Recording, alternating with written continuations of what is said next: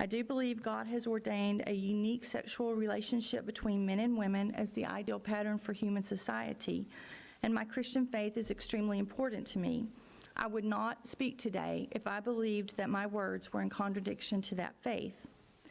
I believe that those who oppose allowing those books to remain part of the library's children's collection do so in a sincere conviction that their actions will help to create a better society for their children and grandchildren. I appreciate their sincere commitment to making our community a place of strong moral values. And while I share some of the concerns they may feel, I do not share their conclusions about the appropriate response. Our library is a place of public interaction, and it must attempt to serve all the citizens of our county as best it can. The reality is that acceptance of homosexuality as a natural part of human behavior is no longer an extreme or radical position in the context of our society. Some may not agree with that assessment, but refusing to acknowledge that American society has changed does not alter the reality that it has. The question arises, which I believe is at the heart of what brings us here today with such different viewpoints. What is the legacy we want to leave for our children, our grandchildren, and even our great-grandchildren?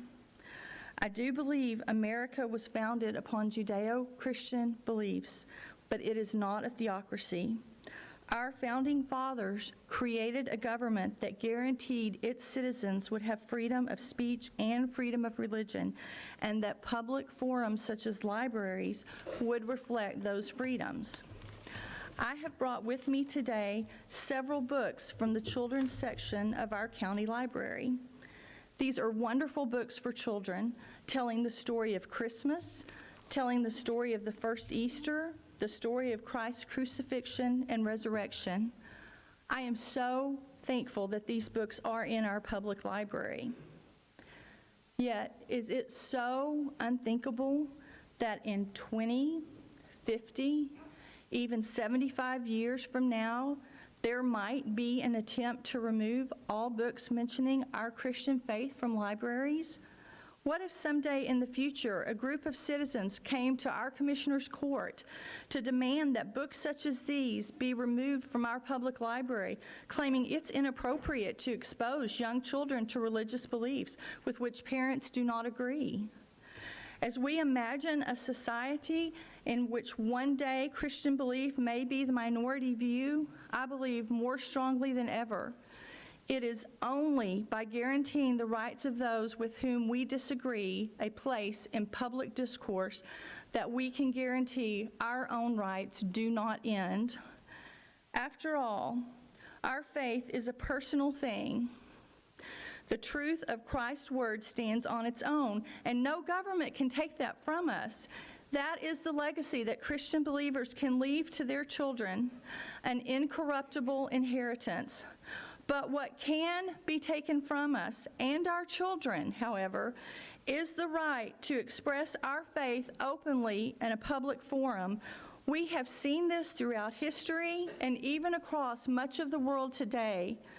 It is because of my faith, not in spite of it, that I support allowing these books to remain in the library. I want my children, grandchildren, and great-grandchildren to have the same freedom to speak openly about their faith. And I want to know that many decades from now, these books regarding Easter and Christmas will still be in the Hood County Library. In order to ensure that all continue to have this freedom, we must allow those with whom we disagree to express their views, even if we strongly disagree with those views, even if it means allowing books in a children's section of the public library. It is for these reasons I support allowing the books in question to remain. Thank you very much. Thank you very much.